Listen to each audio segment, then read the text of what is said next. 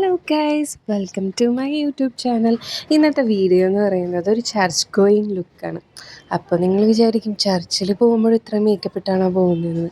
ഞാൻ കുറച്ച് മേക്കപ്പൊക്കെ ഇട്ടിട്ടാണ് ചർച്ചിലൊക്കെ പോകുന്നത്. ലിപ്സ്റ്റിക്കും മോയ്സ്ചറൈസറും നമുക്ക് ഇമ്പോർട്ടൻ്റ് ആണ്. നമുക്കെന്നല്ല, എനിക്ക് ഇമ്പോർട്ടൻ്റ് ആണ്. അപ്പോൾ എൻ്റെ മേക്കപ്പ് ലുക്ക് കാണും. ഫസ്റ്റ് ഞാൻ അപ്ലൈ ചെയ്തത് മോയ്സ്ചറൈസറാണ്. അതിനുശേഷം ഈ സൺസ്ക്രീനാണ് അപ്ലൈ ചെയ്യുന്നത്. ഇപ്പോൾ എൻ്റെ കറണ്ട് ഫേവറേറ്റാണ് ജോയുടെ സൺസ്ക്രീൻ. ഇതിൽ കുറച്ച് ടിൻറ്റഡ് ആയിട്ടുള്ളതാണ്. അപ്പോൾ ഇത് ഇടുമ്പോൾ തന്നെ നമ്മളെ മുഖം ബ്രൈറ്റ് ആയിട്ടുള്ള പോലെയാണ്. അപ്പോൾ സൺസ്ക്രീൻ അപ്ലൈ ചെയ്യുക. അതിനുശേഷം ഞാൻ അപ്ലൈ ചെയ്യുന്നത് കൺസീലറാണ്. മാസിൻ്റെ കൺസീലറാണ് ഞാനിപ്പോൾ യൂസ് ചെയ്യുന്നത്.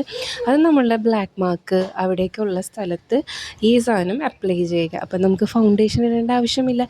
ഈ കൺസീലർ കൊണ്ട് തന്നെ നമ്മുടെ മുഖം കുറച്ച് നല്ല വൃത്തിയാക്കി കിട്ടും. കൺസീലർ എവിടെയൊക്കെയാണോ നമുക്ക് ബ്ലാക്ക് ആയിട്ടുള്ളത്, ഞാനിപ്പോൾ അണ്ടർ ഐ, പിന്നെ എൻ്റെ പിമ്പിൾ വന്ന് പോയ മാർക്ക്, അവിടെയൊക്കെയാണ് ഞാനിത് അപ്ലൈ ചെയ്യുന്നത്. ഇതിന് ശേഷം ഞാൻ അപ്ലൈ ചെയ്യുന്നത്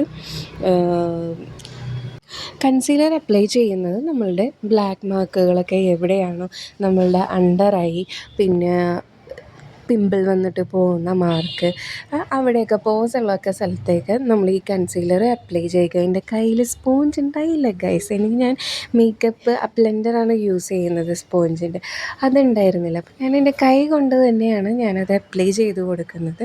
നല്ലോണം ഡാബ് ചെയ്ത് ഫേസിലേക്ക് അബ്സോർബാക്കി എടുക്കുന്നതാണ് കൺസീലർ. അല്ലെങ്കിൽ ഭയങ്കര മേക്കപ്പ് ഇട്ട ഫീലിംഗ് തോന്നിക്കും.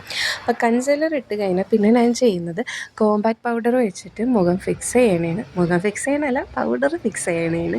അപ്പോൾ നമ്മൾ എവിടെയാണോ കൺസീലർ ഉപയോഗിച്ചത് ആ സ്ഥലത്ത് വേണം കോമ്പാക്ട് പൗഡർ യൂസ് ചെയ്യാനായിട്ട്.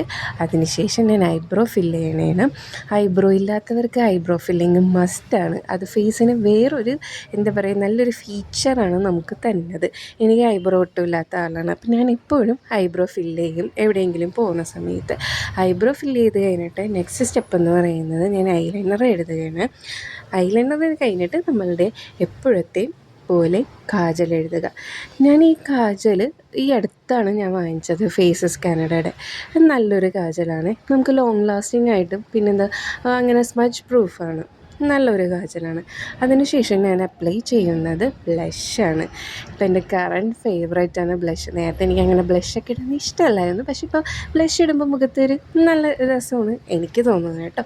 അതിന് ശേഷം ഞാൻ കുറച്ച് ലിപ്സ്റ്റിക്ക്, മേക്കപ്പിൻ്റെ സമയത്ത് കറണ്ട് പോയി, അതാണ് ഈ കാണുന്നത്. അങ്ങനെ ഞാൻ ലിപ്സ്റ്റിക്കും കഴിഞ്ഞു.